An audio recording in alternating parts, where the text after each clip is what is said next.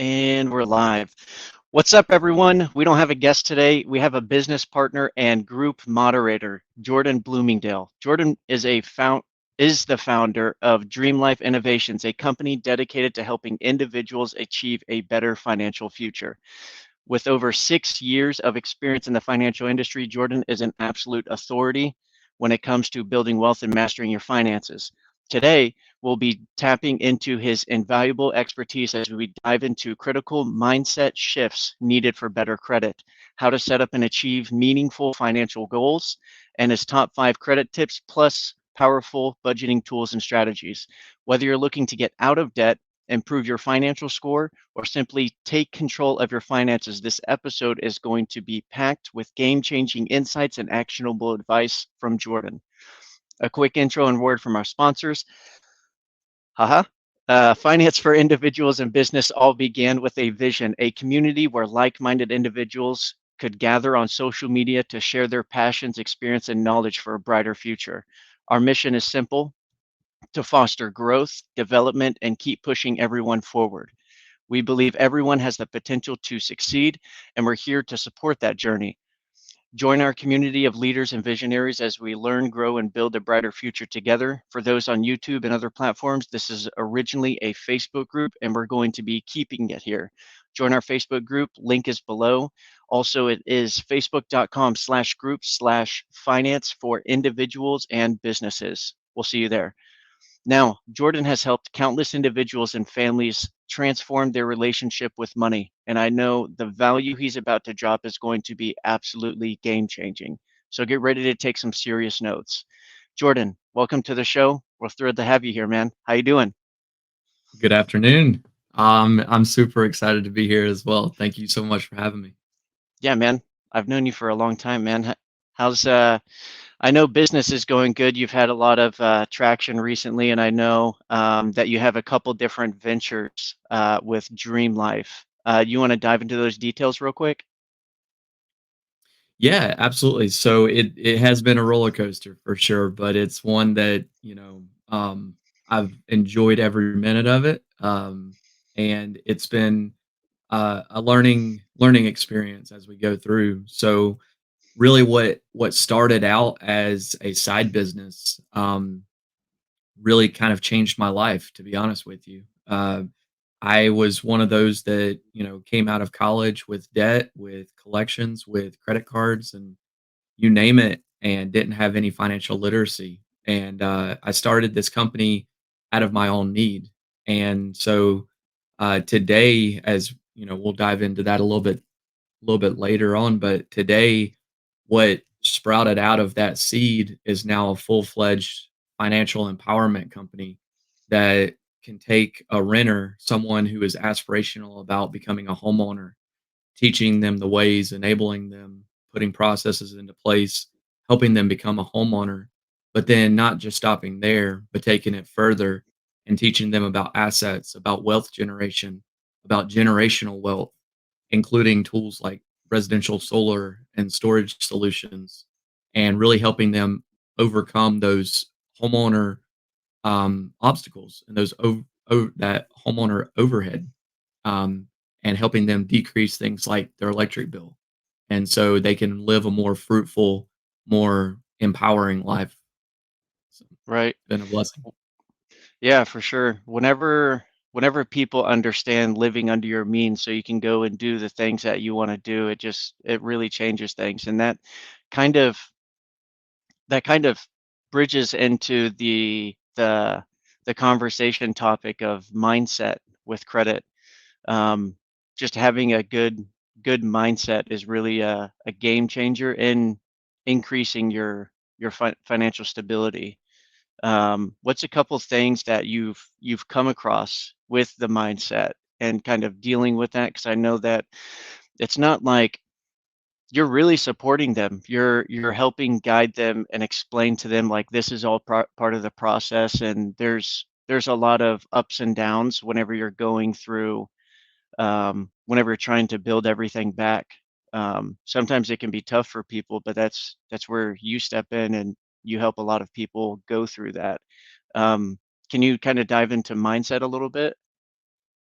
Yeah, it's a major component. The first thing I remind people, whether they end up becoming my client or not, is that in order to seek help, you have to be willing to accept it, right? Not everyone is looking for something different, or not everyone is mentally allowing themselves or ready to accept help. And so that's a big portion of it. I know typically you hear that in other capacities, right? But it's the same in the financial world as well. And so, if you have big goals, if you have big dreams, um, you have to be ready to accept change. And there's going to be a lot of it depending on the size of your goals. But as you're going through, yeah, there's a lot of mindset hurdles that people aren't anticipating. So, one of the things that I kind of half jokingly talk about sometimes is, we all want an 850 credit score, but not a lot of us know what it takes to get to an 850 credit score.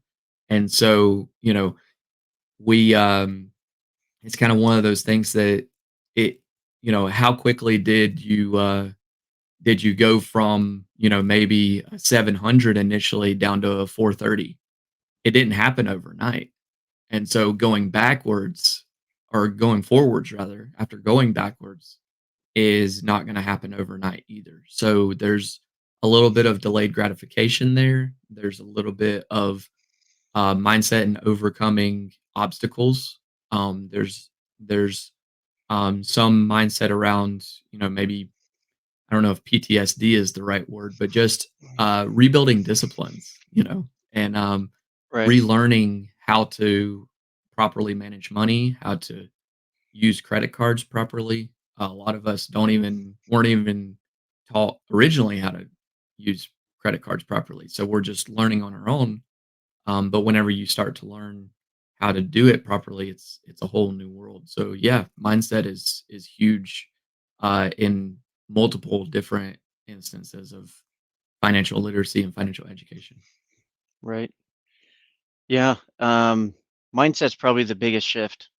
It's definitely the biggest shift, realizing what is assets, what is liabilities, and what you're spending your money on. What benefits does this have for me in the short term, the long run? There's a lot of big things to consider, but once you get used to it, it's almost like riding a bike. Um, it's pretty easy to stay on it and everything once your mindset and everything really adapts. Um, it's really a snowball effect. It just gets easier and easier and easier.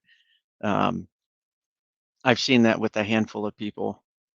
I know we're not old men yet, but we've lived long enough and heard enough stories to see, the success stories, the failures, and all that stuff. And it's always good to pass on that information. But mindset risk, it's one of the biggest things whenever you're like on a really strict budget or not going out as much. It just you can feel very alone and you feel stuck at the same time. And sometimes it feels like your wheels are just spinning and you're spinning and staying in the same place. But it's there's definitely movement. It's just harder to see. You're It's right. Yeah. you have to be pretty patient whenever it comes to credit.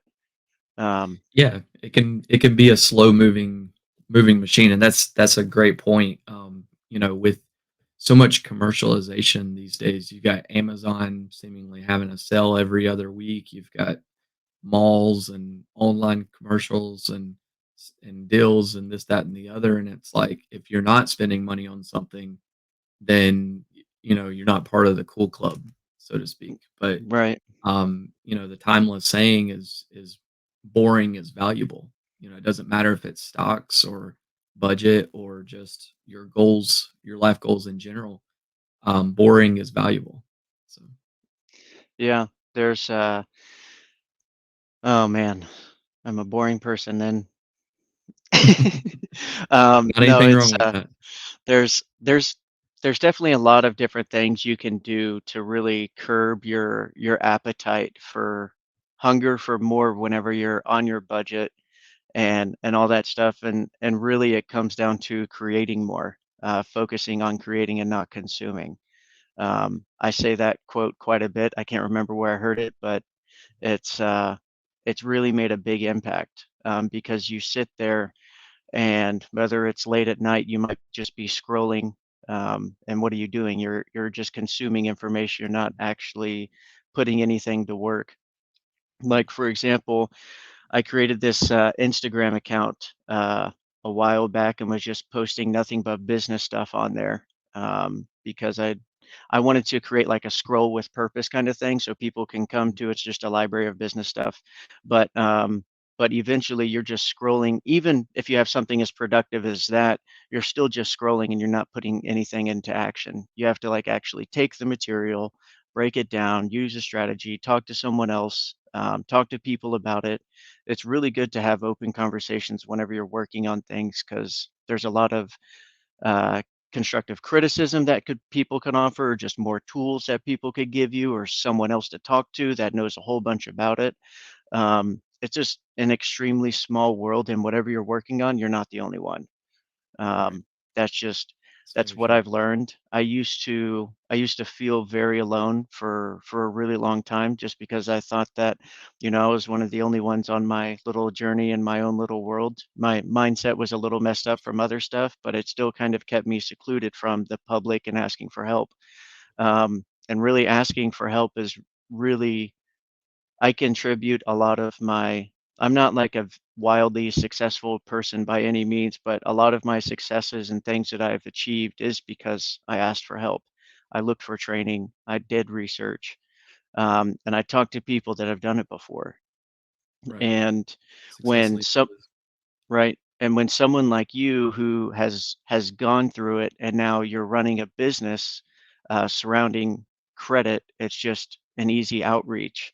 Um, and to whoever's listening, I don't know if you know Jordan Bloomingdale, if you know him or not. If you don't, you definitely should add him on Facebook. He's a networking machine and he could put you in touch with a lot of people and help you with a lot of resources within within his own network or just tools. He's definitely an awesome person to get in touch with.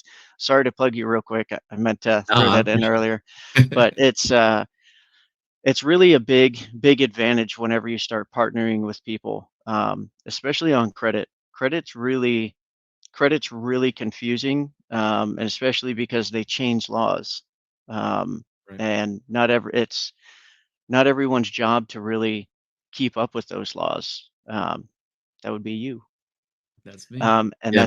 you're the expert. That's why people should go to you. But um, I know we talked a little bit. I mean, we really punched in on mindset, but I think there's just so many different aspects to the mindset of building your credit. Like for instance, like impulse purchases. I made a post recently in the group, something about how do you save money or different ways you save money. And if I ever have an impulse purchase like Amazon or something, I'll have it sit in my cart for at least a week. And if I need it after a week and my emotions have calmed down from that impulse and I actually need it, it's going to be useful, then I'll buy it. I That's don't. a great I great thing to do, yeah. Yeah, I don't I used to do impulse purchases whenever Groupon was cool and they didn't notify you about any shipping or anything, and then you just start getting random packages that you completely forgot about. That is just a waste of money. Right. Um, Yeah. but it's interesting how everything's kind of shifted from Groupon to Amazon. Anyway, Yeah. um, Yeah. but uh, but yeah, man, that's mindset's a pretty big thing. Did you have an example recently where you helped someone with their mindset, like probably in the last week or two, that's fresh on your mind? Let's see. Man, there's been so many, and speaking of, if let me think on that for a second, but I wanted to add about what you were saying about community because you hit the nail on the head there. I mean, community is so big. You hear the old adage, if you're friends with 4 millionaires, you're gonna become the 5th one. And on the outside, it's like, okay, well, what are they just gonna all equally give me a portion of money and I become the 5th millionaire? But no, it's not that uh in the physical sense, but it is kind of true in the fact that what you're around is what you become. And so if you're around people who are continuously going to the mall and spending at the movies and going, all these frivolous places and just spending, like they're going to move to a different world tomorrow, you're going to be that same type of person. But if you're on the other side and you're part of a community like we have, where people are asking for different strategies. They're asking for tips. They're saying, "Look, I'm trying to achieve this goal. What's the best way to do that?" You're going to start to learn in that mindset, and you're going to start to reactively go to that place versus another type of place. And so, to your question, yeah, there was a lady that I was working with not too long ago, and her goal, was for this year to purchase a home, and still is, um, but the thing was she had debt. She had credit card debt, she had just, different types of accounts and whatnot, and it wasn't so much that they had all fallen into collections and then we had to, like, scrape it off and whatnot. It was more so about those disciplines. She was like, "Look, I love Amazon and I love late night scrolling, late night purchases, just it gets that dopamine going, and then I sleep better and all this kind of stuff." And I'm like, "Well, okay, first of all, I'm on the health side of things. I'm sure we could figure out a better, more fruitful way to go about that to get you to sleep better." But I said, it's a trance. you know, it's a mindset trance. And if you and another word for trance is addiction. You can be addicted to buying, just like you can also be addicted to saving. And it's just, again, what is your addiction essentially? I know that's a taboo way of looking at it, but it's true. I mean, that's just the real nature of it. And No, so that's dopamine going back, addiction is real. Yeah, for sure. yeah. And so going back to what you were talking about with that mindset, it's you have to instill those disciplines to the point where they become an addiction. And so there's a lot of different things that we can talk about with regards to budgeting and with savings and whatnot, but it all starts with your goals. If you want to be broke but have 15 Amazon boxes outside your door every day, that's a goal. On the flip side, if you want to have $500,000 in the bank and a 3,000 square foot house one day, that's a goal. And so, it's all up to what you want to do, but you have to be willing to make the changes to get there. For sure. You have to really understand that foundation to take those first couple steps and for the rest of the journey to be easy. Because once you really understand the game, yeah, it's definitely life changing. It's definitely life changing. Um, like I know we spoke previously, and I definitely want you to bring up. You had a budget spreadsheet, or but how and I used to do this, and that's why it's easy for me to kind of identify. But whenever you're going through like your bank statement, or even just your all your credit card purchases, you should be able to easily identify what is a need and uh, what is a want. And then what's the other one? Nice to have. Nice to have, yeah. Yeah. So with needs, wants, and nice to have is what you call it. That's the way that I call it. Yeah. Yeah, yeah. I learned just needs and wants. But I mean, nice to haves, those are nice to have. So, They are. uh, Yeah. but I mean, you really have to earn them. And a lot of people just think that they're entitled to it just because that they've lived this long. They didn't Right. think they would live this long, but they did, and they think that they're entitled to it. Um, it's uh, it's an interesting concept. It's definitely a newer generation thing, because a lot of people in our generation and older generation just have a natural work ethic, and they earn what they have, um, for the most part anyway. Um, but yeah, just kind of a blanket statement. But oh man, yeah, definitely a lot. definitely a lot there. Um, Yeah. what It's So I know I kind of talked about a strategy just then, but budgeting strategy, and I'm sure there's a whole lot of strategies that you'll get into, but really just starting from the very beginning, really you're trying to set up financial goals. How would you dissect financial goals whenever you're assessing or talking to someone? Because it's all over the place. Everyone, maybe someone wants to open up a nonprofit and have $1 million business, or someone just wants to make 50 grand a year and just chill on that, and that's just what they want. It's everything from top to bottom. Um, yeah. Yeah, and it can be, pretty scattered, but, it's kinda like, and you know this about me, I'm a big analogy person.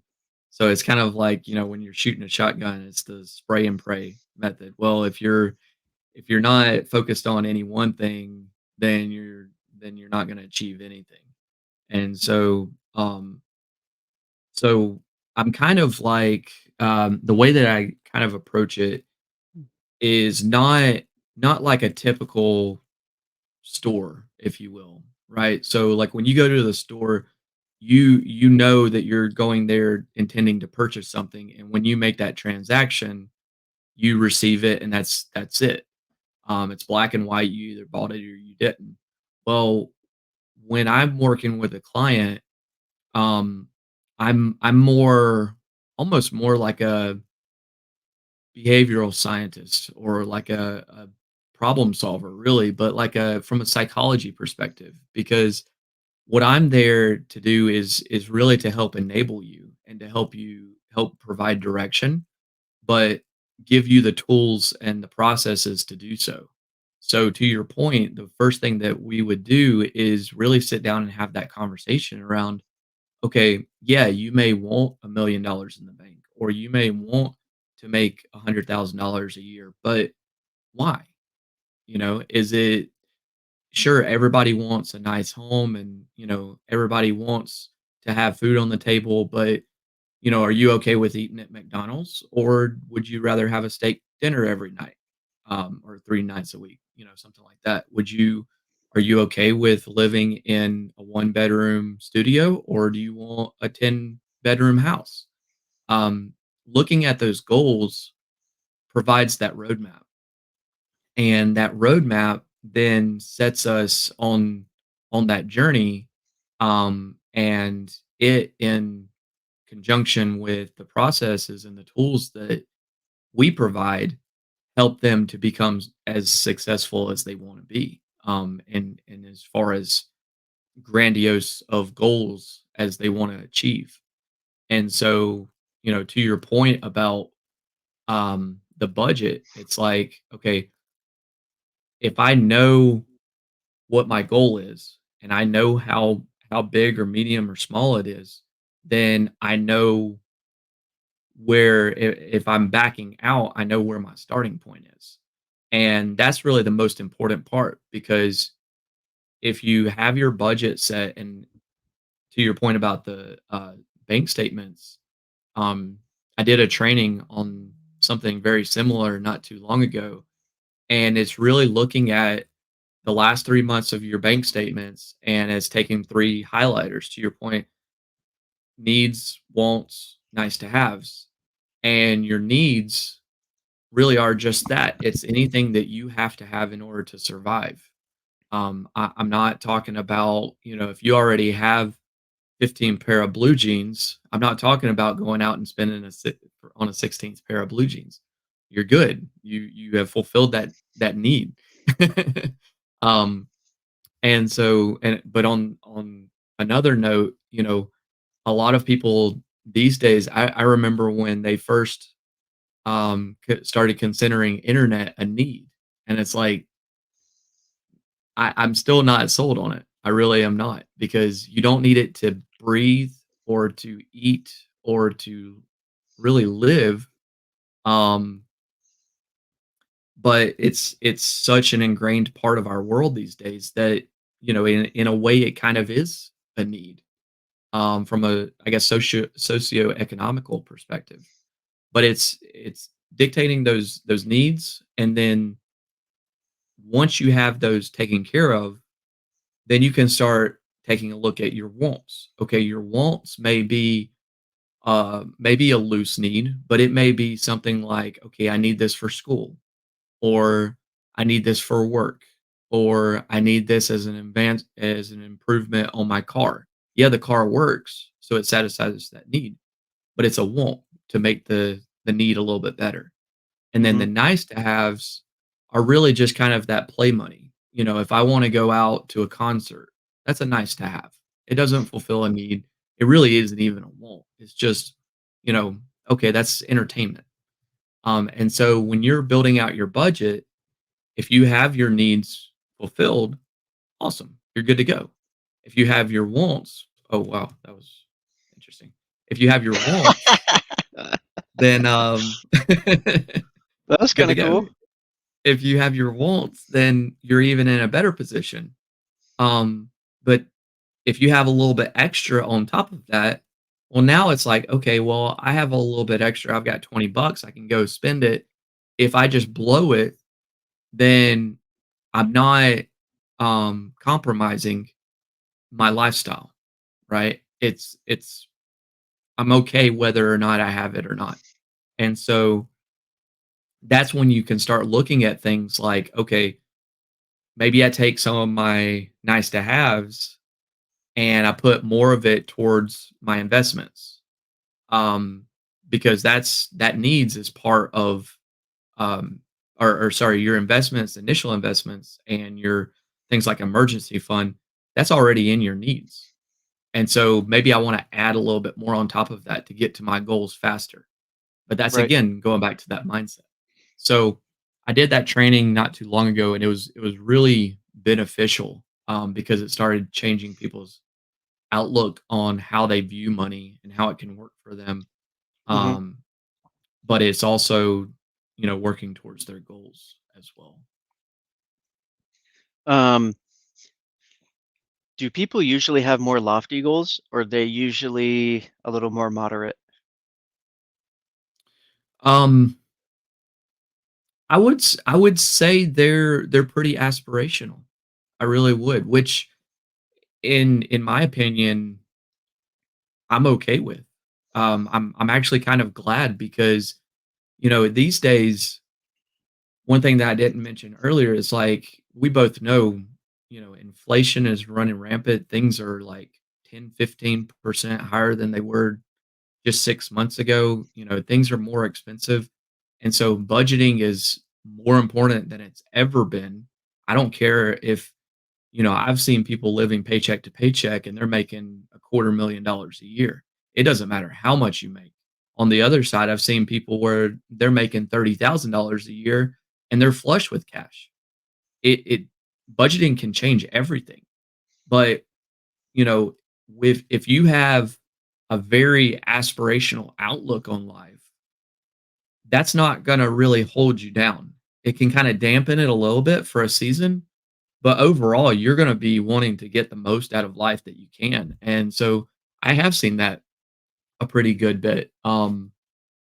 Sometimes I even have to kinda reel it back in, and they're like, "I really want to buy this house," and I'm like, "Okay, that's awesome," and you start looking at it, and it's valuated at $560,000, and you're like, "Yeah, I'd like to buy that house too." But it's like, okay, here starting with that starting point, and then let's grow into it. Let's Right. see what it takes to get to that point.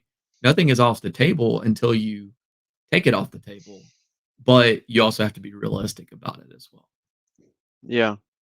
And um, being realistic is a really big piece. What I used to, I mean, I still do, but whenever I see a lot of dream boards, kind of like dream boards come and go, some people, sometimes they're really popular, sometimes they're not. Um, and the issue that I have with dream boards and stuff like that is people aren't saving to save. They're saving for something. They're not learning to save just to save. Um, Right. whether you're saving or investing, it doesn't matter. It's still kind of the same concept. You're not spending your money outlandishly.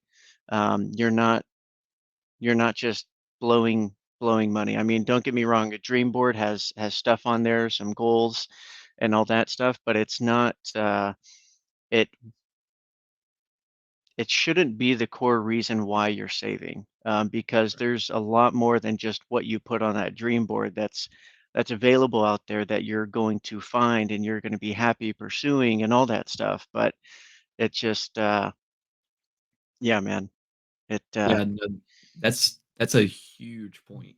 I'm glad you brought that up. I kind of touched on it a little bit with the emergency fund, but that's so important, man. Just to be able to, they I think the latest statistic is like 40% of all Americans don't have $1,000 set aside.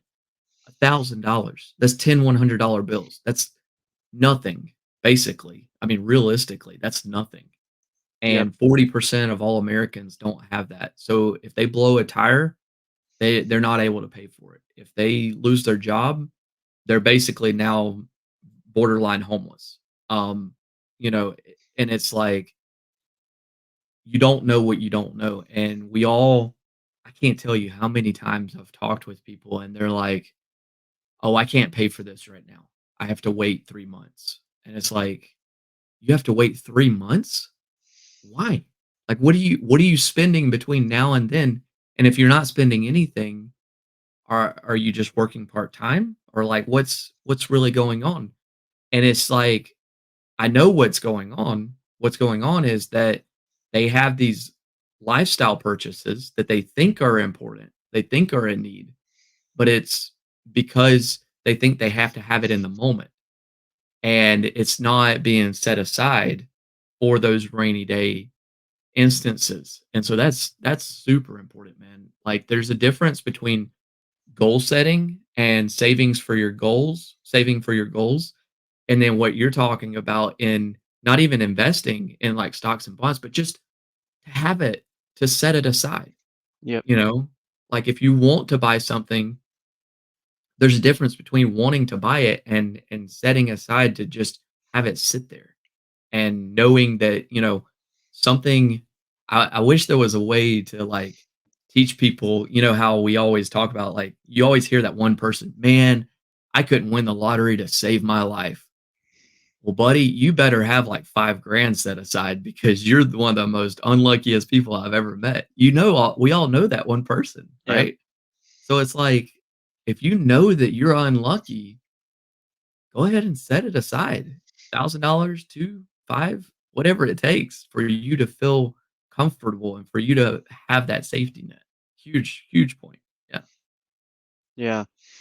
There's, man, what's the first book you read that really changed your mindset on money? Do you remember? Ooh, that's a good one. That's a really good one. Um, Either book or class or like what experience changed your mindset on money? So I yeah. didn't like I did like chores, got an allowance, got a job the day I turned 15, all that stuff. But what really opened my eyes to money was doing paper trading. Paper trading Mm, is whenever you pretty much you have a fake account with fake money in it, or it's an account with fake money in it, and it's on a lot of different platforms. The one that I did was Market Watch, but I gave myself like $1 million or something like that for an right. entire year to spend and see what I could do with it by trading stocks, and that was super eye-opening to me just to be able to like make money overnight. Whenever you're trading stocks, whether you're actively trading or just holding, it doesn't really matter. But paper trading is what opened up my eyes to money, and I was Yeah. 15. But I mean, sorry, the book, it was uh, super cliche, Rich Dad Poor Dad. That was one of the first books. Super I was cliche. I was gonna say mine was the same, honestly. Mine was the same. It Because was he the taught. biggest. Mhm. Yeah, go Go ahead. ahead. I Yeah. I was No, just he gonna talks say about is credit and everything. Yeah. yeah. He really does, and is so the biggest thing that changed everything for me was being able to acquire assets. It wasn't so much that he talked about whether debt was good or bad. It was about being able to have my money work for me, Hmm. whether you were indebted or not. And so being able to build assets, it doesn't matter. Like you could have something as little as, you know, this right here, a cell phone, and it can be an asset. If it's making money for you, that's an asset. And so it's funny, my dad, one of the houses that we grew up in, he had a library and he had a copy of Rich Dad Poor Dad. And I saw it for the longest time. But I thought it was like I never really intentionally picked it up until some years later. But I thought it was like a psychology book, like teaching your kids kind of thing. And in a Yeah. way it kind of is, or kind of is, but it wasn't until we moved that I saw it on the top of one of the boxes one day, and I picked it up, and I just started trying, reading the foreword or whatever intro, and I took it home with me. I had moved out by that time. By the time they were moving, and I saw it, and I read it, and man, that changed everything for me. That and this protection plan that we'll get into here in a minute. Um, Between those 2 things, it really opened my eyes, and it wasn't so much that what I was doing was wrong, which I know it was, but it was how much better doing things the right way or a different way made it so much better, right? If that makes sense. Yeah, no, it definitely does. Um, and I know you kind of started touching on tools and stuff like that. Did you want to get into the tips or the tools first? Because I know both are going to be Mm, pretty big. I want to do the tools first. okay, We can leave on the tips okay, because I know that you also have 5 more really powerful tips that you were working on that you're going to post on your own social media channel. So yeah, people can awesome. follow you and get the rest of the tips. But the budgeting tools, the first couple budgeting tools we talked about, um, and it's just it's crazy how, and you talked about it earlier, but it's crazy how we're not taught about finances, and that's one of the reasons why we started our group, is because you're not taught about finances in elementary school, middle school, or high school, really. And whenever you get to high school, it's just pretty much elective. I think now Right, they're requiring at least one class, but again, still the rest are elective, and they're not really teaching about finance in school. So right, there's just a lot of people who don't know much about finances, and that's why we started the group, help a lot of people out. And we actually had one question in there this morning about credit. I don't know if you saw it. I definitely want you to bring it up and touch on that. Um, and yeah, I told them about the live. I don't know if they're tuning in or not, but um, we can at least get that information over to them. But I know we kind of just did a whole circle of what we're just about to talk about, but the budgeting tools and everything, kind of starting from the beginning. Um, we previously talked about a ledger earlier in this mm, podcast, and like being able to identify what is a need, want, and a nice to have. Um, there's there's definitely, it takes practice. It's not something that you can just look at and do. yeah, It can be annoying sometimes because it can feel very elementary, but at the same time, you're really changing and constructing your mind to kind of go with the flow of what you want to do in the future. Um, but the tools, you have one of the tools? Let me see. yeah. Um, and I found that post. I can touch on that Yeah, yeah, for sure. Go ahead. here in just a second. Okay, yeah. So basically, they said, "Look, we're currently renting our home, looking to buy in the near future. At the moment, we're working on old debts to help raise our credit scores to where they need to be. I own 9 acres of land, areas, 9 I think it's supposed to be acres.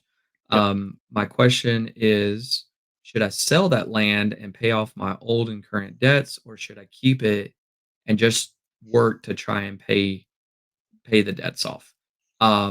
Any advice would be greatly appreciated. So,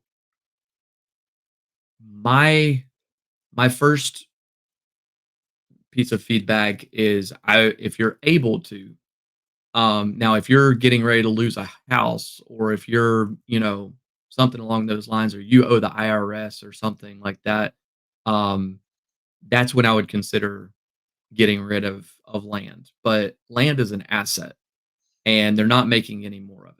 So, you know, I would hold on, especially 9 acres. I mean, that's basically unheard of these days. That's People, nice. pay $500,000 for a half an acre, in some parts of the country. Um, so I would say, and this kind of leads me into my first tool, is I would say if you have a budget, it needs to be revised. If you don't have a budget, then that should be your first step. And what I mean, like, so I one of the things I hear all the time when I ask that, do you have a budget? And they say, yeah, yeah, you know, pay for my utilities and my mortgage and my car note and everything. No, no, no. Do you have a budget? Do you have a landscape of everything that you're bringing in and then a purpose to everything that is going out? And they kind of look at me like I've got three eyes. And I'm like, okay, I'm going to take that as a no. So going back to the needs, wants, and nice to haves, that's all that it is it's giving an intentional purpose to every dollar that you earn. And if you don't have a purpose for that, then what it there's a term I use called leakage. And it's that gap between your your bills and your income that you don't know where that's going. It's leaking through. And so that brings up to that first tool that I wanted to share. So let me see if I can present real quick. So that's where I bring in this budget, and it's hopefully this will come up. And so Any that's where I bring in this budget, and that so can this is perfect, awesome. Um, this is something that I built based off of my experience over the past half a decade or so. And really what it is so me, I'm a very visual person. If you are a visual person like I am, this is going to be a game changer for you. There are tons of apps. I mean, you can scroll for days on the App Store through budgeting and balancing, apps, this, that, and the other. But for me, this tells a story. And that story is how you manage your money. And we all know that what is a credit score other than um, a calculated, formulated single number that represents how you manage your money. And so what this does is it tells me, okay, I've got starting with January 1st all the way through, oops, all the way through December 31st. And let me delete those real quick. And then I have my day of the week. I have a running balance. And then I have all of my income, and this could be multiple streams. This can even be duplicated out if you have rental properties or what have you. Followed by your investments and your goals, your emergency fund, and then all of your liabilities. So that's why I put them in red because it's mhm, outgoing. So everything incoming and staying with you is green, and then everything outgoing. And so you start with your biggest one, your mortgage or your rent. That's your roof. Then you have your car payment. If you have student loans, if you have credit cards, your gas, your car gas, um, utilities. This can also be renamed to just be, let's say, car expenses. Um, and then your utilities. This is a huge one. I broke this one out by itself, subscriptions, and I have a Yeah. whole other thing that I can go into that, and then miscellaneous. So this is you could also look at this as your nice to haves because it's going to be your, you know, play money, if you will. Right. Right. But this tells a story. This paints a picture of what your life is and your financial life. And so as you're going through, and as I'm working with my clients, I tell them, okay, you know, depending on if you're salary or if you're commission based, most of them are salary. So I can say, okay, every second Friday, just round numbers, let's say $1,000. I can put this in and I can go ahead and say every Friday or every other Friday for the next, you could do a quarter, you can do half a year. Oops. Um, I know for a fact that by the end, that we'll just do a half a quarter, do a quarter to start. So I know by the end of the quarter, I'm bringing in $15,000. And to most people, that right there is a shock because it's like, well, heck, where is all that money going? And I'm like, okay, I'm about to show you. Yep. So, you know, let's leave alone these two for start. But okay, so on the first, we'll start with February because we don't want to start in the negatives if possible. But um let's say your rent is 16. 2,000 a month. 16? Yeah. Okay. I'll give you some numbers. That works. Yeah. So 1,600 a month. So you bring in $2,000 after taxes. You bring in 2,000 a month and you pay $1,600 on the next um first of the month. Well, now you're all automatically down to $400. And you do that again at the beginning of the next month,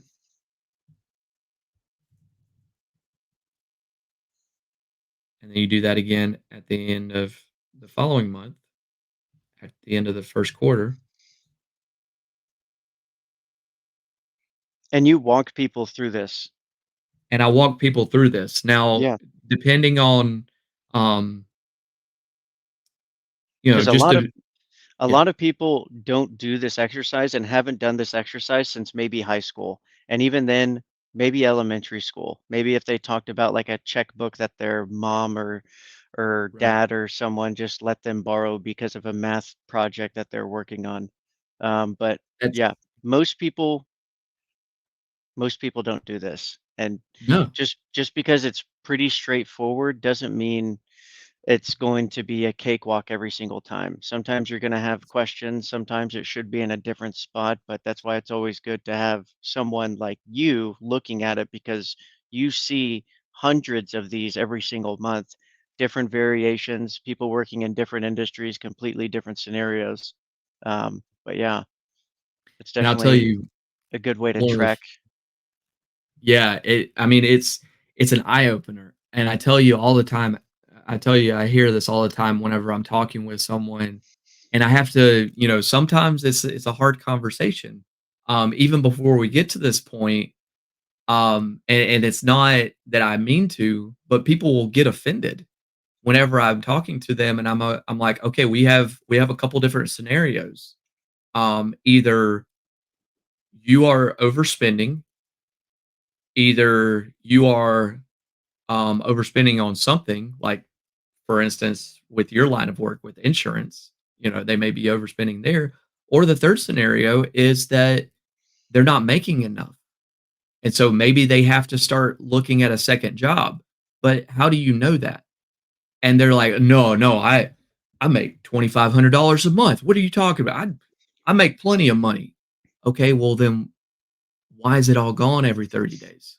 Oh, well, you know, I have a lot of bills and, you know, and I'm like, okay, well, that's fine. Don't calm down. Don't get offended, you know. let's take a look at it. And so we start going through this, and they're like, wait, I spend that much on that?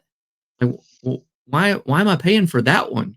And especially when they start getting to this here, and it's like $150 a month in subscriptions, and I'm like, that's a date Ooh, night for you and your wife, you know? yeah. So it can be really eye-opening, but for a good reason. You know, it's all for a good reason, because if you don't know where you're at, then you don't know where you need to get to. So this is a tool that I give out completely free, um, and I'm happy to go through this exercise with anyone who needs it. You're going to, is this part of a link? Is it on a Google Drive? Where is this? Yeah, so I've got an ebook. If they go to, and I guess we could put this in the We description. can, yeah, we can link it on the post for sure. Okay, so if they go to credit.dreamlifeinnovations.com, it'll bring up a website where they can actually, I think it just asks for their name and email. We don't sell any information, anything like that. But it will send them a link with this exact document, and they can get one for themselves. They can fill it out. It has instructions, or will have instructions in the email. And if they have other questions, they know where to find me in the group. But yeah, What they other can get this. what other tools comes with that? So within the ebook, it's pretty neat. Again, what I've tried to do is really kind of give everything that I would have wanted whenever I first started. Um, but it's basically a do it yourself for credit building or credit repair. Because the fact of the matter is, and some people may yell at me for saying this, but I don't care. I'm completely transparent. Under the FCRA, the Fair Credit Reporting Act, any and all Americans can build and rebuild their credit and dispute anything on their reports at any given time. Um, they can do all of this on their own. The value that I bring are tools like this, along with the knowledge. And what I've done is I've built this ebook, and I've put all of that in there. Now, so basically to the point where anyone can do all of this on their own. It's just a matter of the fact that, just like with money being finite, so is time. Hmm. And so, the value that I bring, in addition to the experience and the do's and don'ts, is that one, I can't fit literally everything in the ebook, or else it would take you a month to read.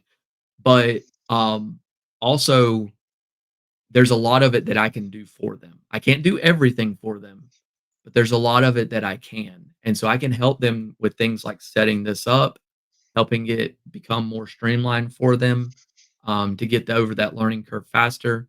But it also walks them through different scenarios, different ways to build their credit.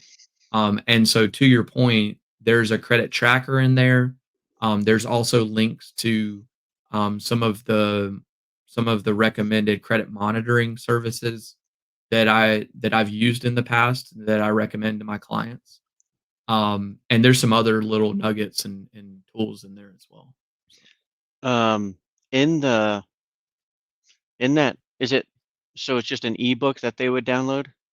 it's an ebook, and then once they open it, there are live links within the. Gotcha, gotcha. Okay, that makes sense. That's awesome. Do you want to show any other tools that are going to be in there besides this budgeting? Um, yeah, let me see. I think I can find the. Don't mean to put you on the spot.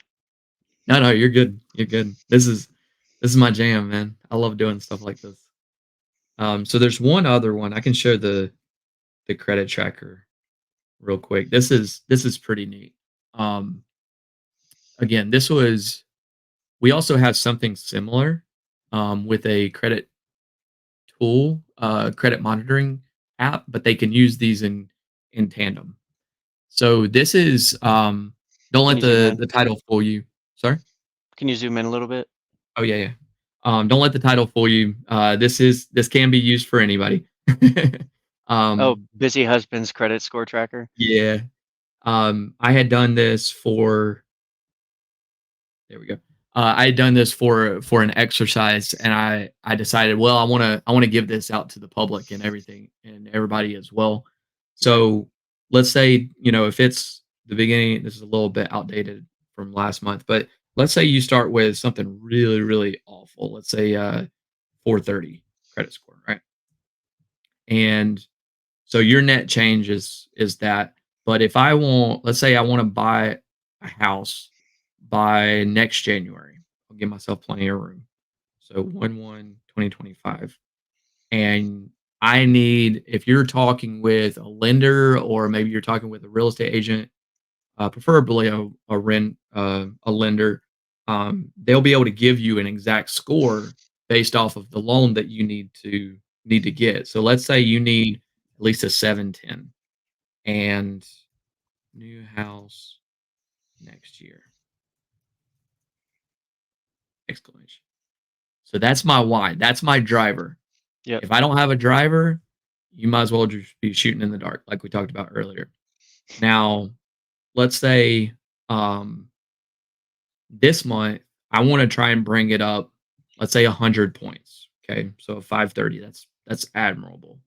Um, so I'm going to, for this month, I'm going to pay off um, let's say 5,000, 1,500 in debt. And as a result, and I'm going to let that revolve. Maybe it's credit card debt. I'm going to let that revolve. And it brings me up to, now I don't hold me to this because I can't tell you if one thing is going to lead to something else. But let's say in doing so, our goal was 100 points. And let's say we happen to get 120. Okay. So that's 550. So we've netted 120 points. And so we're in good shape. Now let's say, um, you know, let's say April was a tough month. Let's say we, blew a tire and um, we had some other expenses. Maybe we had to take the dog to the vet. Blown tire. Poor dog. I know, right? They can be expensive. Yeah, they really Well, can. we're glad that Fido is doing good. But let's say that was, all in a um, $600 loss, and we had to put that on credit cards. So now we let that revolve. We didn't get it paid down. Okay, things happen, and so now it goes down to, it's going to drop a little bit down to 490.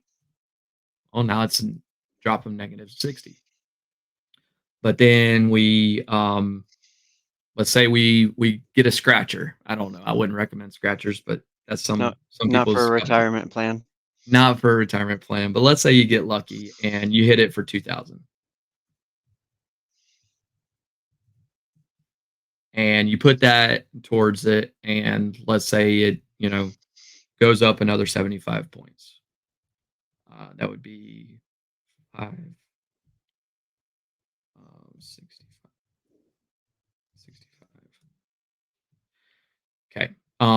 So you can start to see, I'm not going to fill this all in, but you can kind of start to Right. see how it's growing or shrinking from month to month. And that's a good indicator because normally you're going to get some kind of substantial credit refresh or credit update once every 30 to 45 days. Right. And so this is a really good top of mind tracker to keep those goals front and center, but also keep your progress front and center as well. So that will come in the ebook as well. So That's awesome. Yeah, that's definitely a pretty easy way to track and know what like the big impacts are from your own credit rather than kind of just letting it happen. Um, Man, those are pretty good budgeting tools.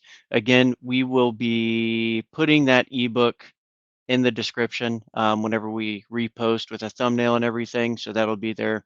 Then obviously I'll tag you, make sure you get it. And then one of the one of the last things that we're going to go into were the credit tips. Oh, I yeah. know you've had a lot of events, speakings, and a whole bunch of stuff about credit. Um, and I know that your top 5 credit tips, your top 10 credit tips are are pretty darn good. You want to get into the top 5 and carry over the last 5? Yeah. Yeah, let's do that. Let Cool. me pull that up on my screen here real quick.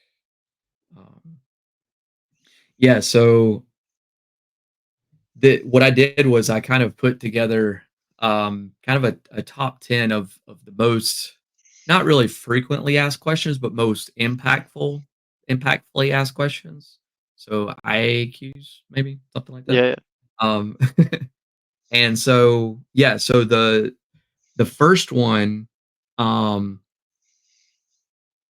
let's see, this is a good one. The first one that I wanted to bring up was, will adding a new credit card help or hurt my credit? it's a good one. In the be Can I guess?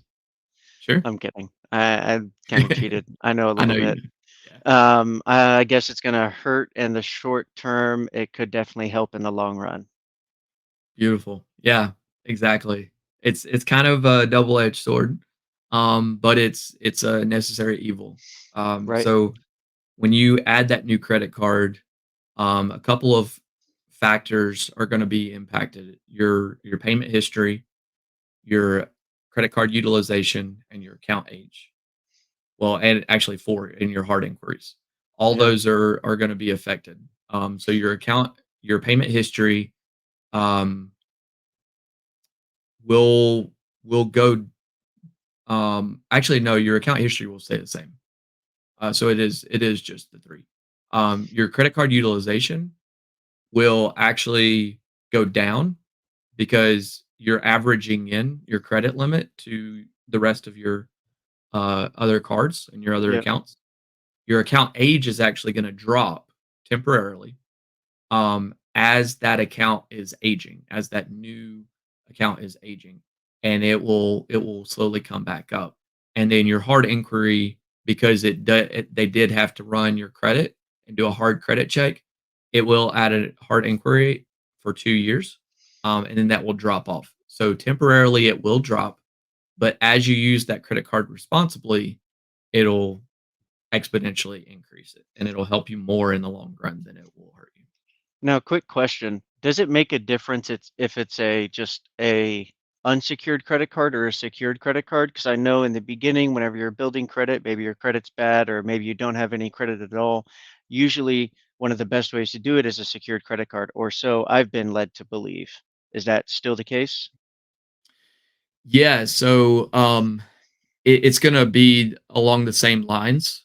The only difference between a secured card and an unsecured card is, with an unsecured card, the creditor, a third party creditor, is giving you the credit limit based off of your history and your profile. An Hmm. unsecured or a secured card, you're dictating the limit based off of a deposit. Yeah, And so, again, as you're using that, it will continue to help based off of your behavior, and your activity. Um, but no, it'll still act the same. Yeah, good right. question.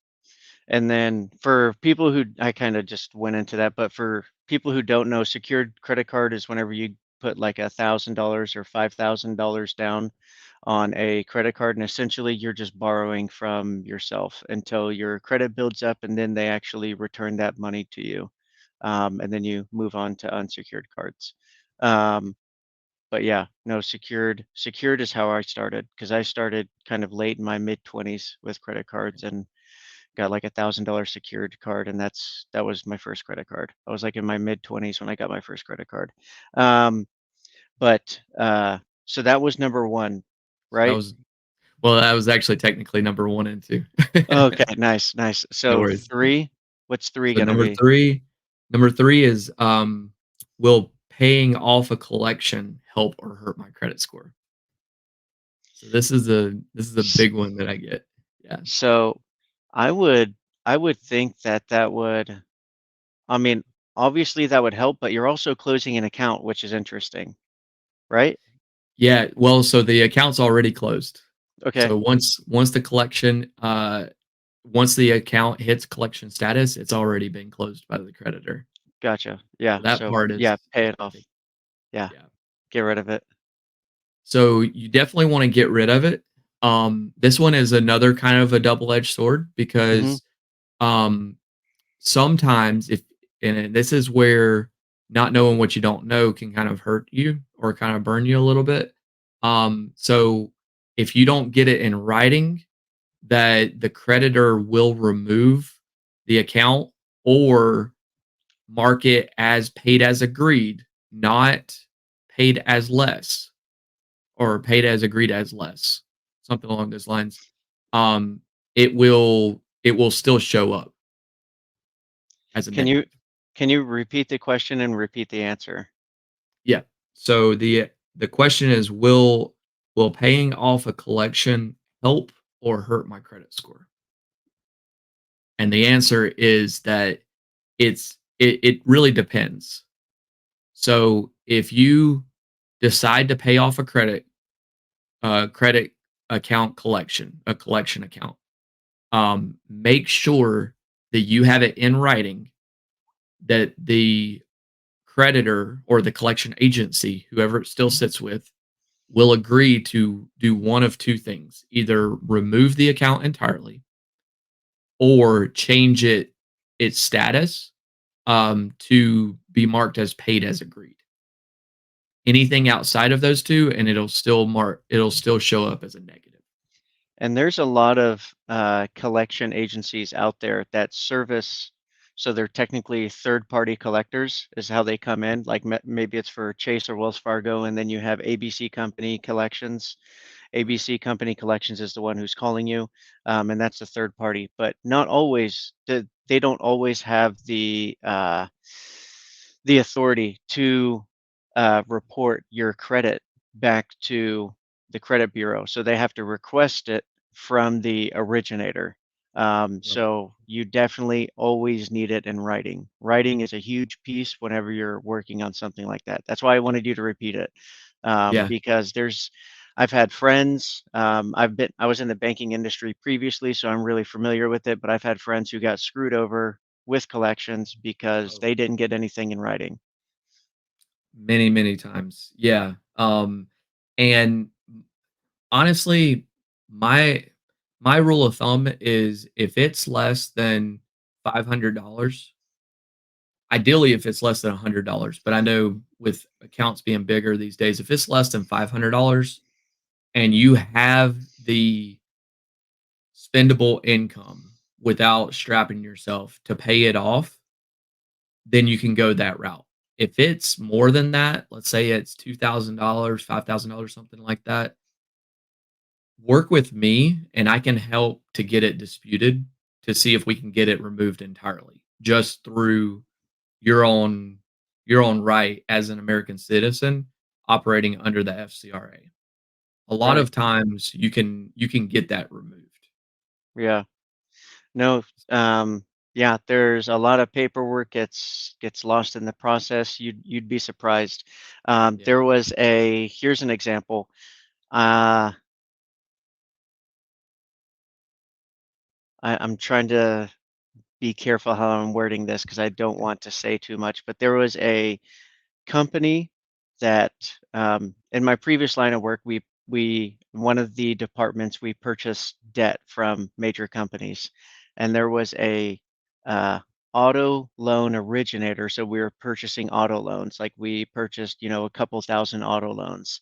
That's people who still owe money on the car and they still have the car. So we're just pretty much going to be servicing it, getting them back to current or repossessing the vehicle. There's everything from top to bottom. But um, man, what it came down to, whenever we bought the portfolio, they released all of the liens. So in Oh, order wow. to get the bank put back on the liens, so they would then be our liens, Mhm. they had to send a letter to the consumer, tell them that the payoff letter that they received was not real, and they have to re-sign their information back on the lien. And obviously, they don't have to. So No. a lot of people got a free car. A lot of people got a free Wow. car. It was a pretty big mess up. Wow, Some that's stuff big. happened, but yeah, that That's was big. during one of our purchases, but yeah, that was a couple thousand accounts. That's a lot. That's a lot of That's a money lot of just gone cars. down the drain. So, like, imagine, like, the average loan might be 20 to 30,000. So 20,000 times 1,000. Yeah, Yeah, couple that's a lot of million. money that the bank missed out on. Right. That person's salary was definitely not paid for. Um but, Yeah. yeah, no, stuff happens all the time. Whenever you're disputing stuff, you'd be surprised, um, what really Yeah. falls through the cracks because whenever it transfers from business to business or maybe your mortgage loan, that's pretty popular. A lot of mortgage loans are being sold from servicer to servicer or originator to now it's a servicer. Um, it happens more often than you think, and that's when you get a letter in the mail, "Hey, we're the new loan originators. Hey, we're the new lien holders. You'll be talking to us now. Here's our direct contact. This is what we'll be doing. Here's your new account." Or it says something like, "You don't need to do anything. All your information's traded. Welcome to the Bank 123 Club," whatever. But it's there you get notified in the mail, usually the email as well.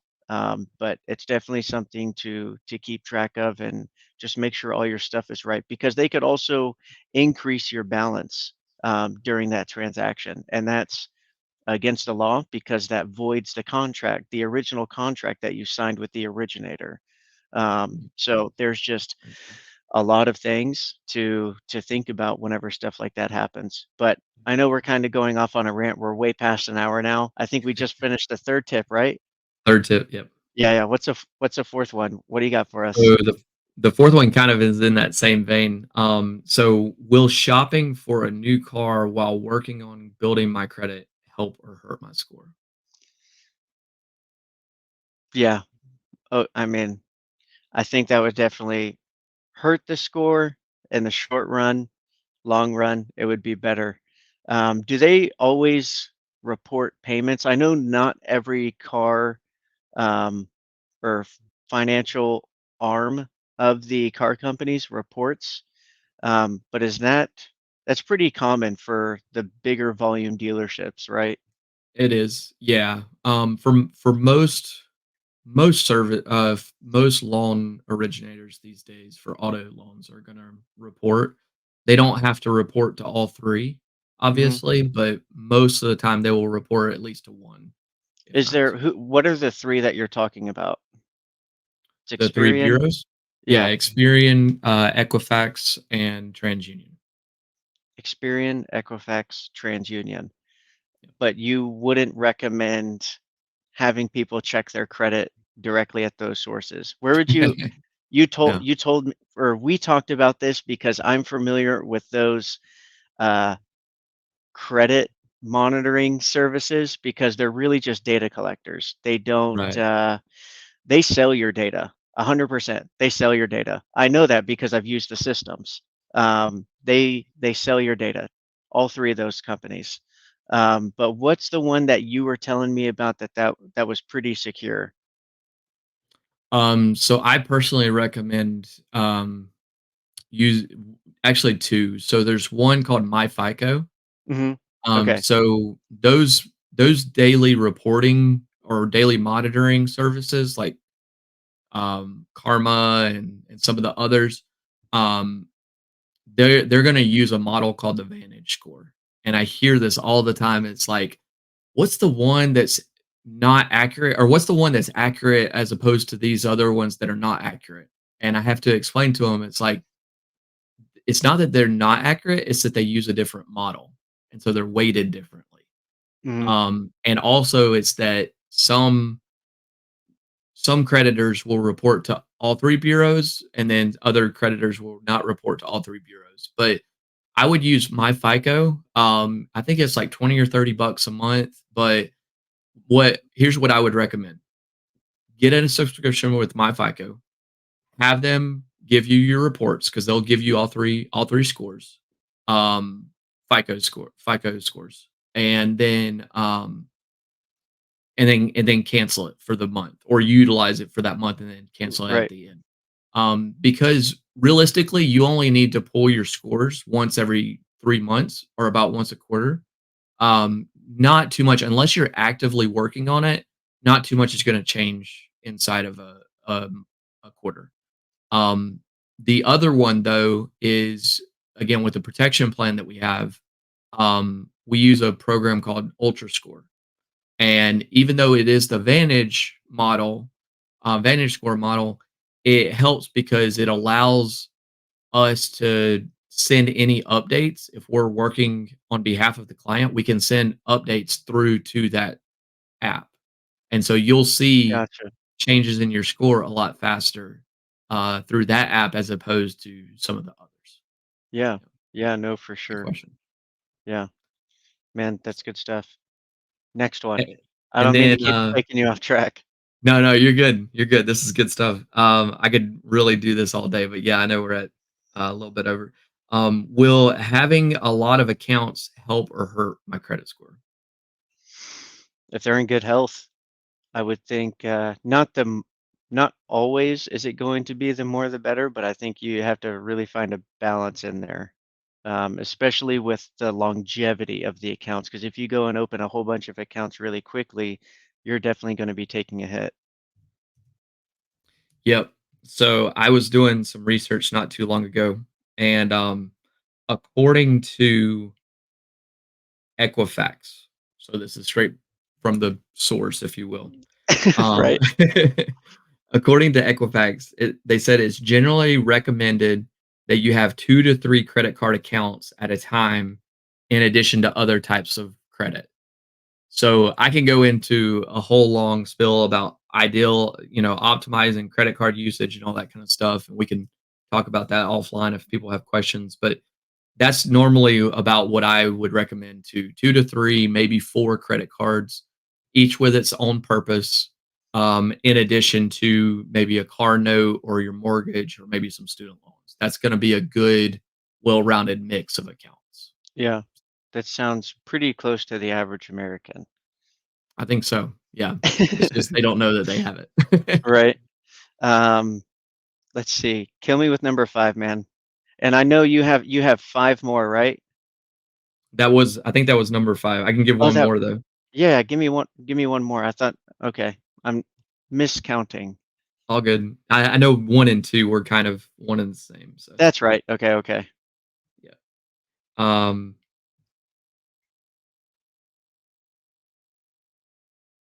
okay. So in the same vein, will paying off a maxed out credit card help or hurt my credit score? I would think that would help because there's also that percent of available credit and used credit Yeah. as long as there's that balance. What is that, like 20% or 30%, something like that? You know what I'm talking about? I know you do. Yeah, yeah. So it's your credit card utilization rate or your credit utilization rate. Mm, And so they say rule of thumb is 30%. Ideally, you want to keep it below 10%. So when you think about that, going back to those insights from your budget, if you can only, let's say you have $1,000 limit, if you only spend $100 of it, you're at 10%. $300 of it is at 30%. Well, let's say you only have a small credit card and it's at, say, a $300 limit. 10% is only going to be 30 bucks, And so at that point, that was one of the big insights for me was like credit cards are not meant to be an addition, a supplement to money. It's or a replacement to money. It's supposed to be a right, supplement. right. And so you're not meant to look at credit cards as free money. And so you're really realistically supposed to keep them around, 5 to 10% and then pay them off. And so the question was, will paying off a maxed out credit card help or hurt your credit score? It will most definitely help. I've seen just from paying off lines of credit, I've seen scores jump 2 to 300 points. Like, Man, it's that's insane a lot. how much they impact them. Yeah. That's crazy. That's crazy. So like, let's say you maxed out your credit card. It's kind of been there for a little bit. You pay it off. Do you have to obviously that you would want the history of new credit cards and their new payments getting paid every single day, but that huge jump that you see from just paying off an old credit card, that that I didn't think would make that big of a difference. That's crazy. That's awesome. Yeah, I mean, the But I biggest don't thing I don't is see it every day. That's the right, you see right. it, I don't, The biggest thing is just making sure it's still open. If it's right? going into a collection status, you're not gonna see that jump. Gotcha. Okay. If it's still open and it's maxed out, um, now don't be late about it. If it's gone 3 or 4 or 5 months and then you pay it off, you're probably not gonna see that big of a jump, but let's say you max out, a $5,000 credit card, and then 3 weeks later, you pay it off, or you pay the minimum and then 2 months later, you pay it off so you don't have a late payment. Yeah, you're gonna see a pretty big jump. Yeah, for sure. Man, I uh I bet you have some pretty interesting case studies. Do you have any case studies on your website, or you just mainly share that with your clients whenever you're talking to them through different scenarios? Yeah, it's more of a case by case Yep. situation, but that's a good idea. I may be able to put um, some situations out there, maybe without PI, without the personal info, Yeah, yeah, for sure. but It just can be hard to do sometimes. I did case studies for insurance. I had to check with a couple people about verbiage and things that I was using, but yeah, man. But I have case studies for individuals, families, small businesses, and enterprises on my website. Um, cool. but yeah, Okay. uh, but yeah, no, I'm sure you could create a lot of case studies, and I'm sure a lot of your clients would be more than willing to volunteer information and their experience. Because whenever you fix your credit and you're able to do the things you've wanted to do for a while and not really have to look over your shoulder or be worried about collections calls and stuff like that, it's just a different life. It's more Yes. peaceful It is. It's a huge weight off your shoulders. for I sure. remember the first time that shortly after I started working on mine, and I saw, like, I think 3 different collections removed, and I was just like, "Wow." Like, you're right, you don't get the phone calls anymore, you don't have to worry about what's coming in the mail, it's a different way of living for sure. For sure. Man, it was definitely good having you on. Um, I guarantee that we'll do a round 2 in the future. Would love it. Yeah, Mhm. would love to. Um, plug yourself, Dream Life, where can they find you? How can they reach out to you? Yeah, dreamlifeinnovations.com is my website. I'm on Facebook at dreamlifeinnovations.com, Instagram, LinkedIn, um, and then email is credit at dreamlifeinnovations.com. For sure. And then on Facebook, your personal Facebook is obviously under your name, Jordan Bloomingdale. If you haven't added him, definitely add him. He has a pretty big network and it's across the United States.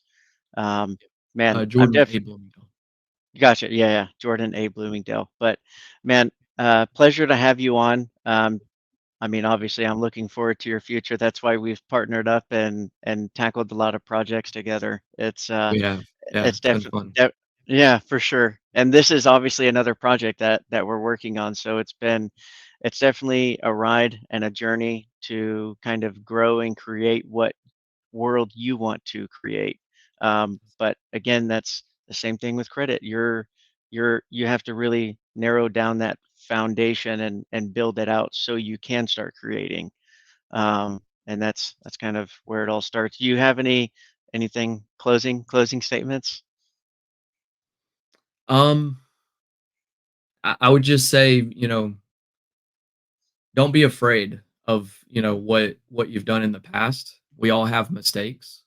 It's the part of putting your head in the sand and pretending like they don't exist that's going to continue to hurt you.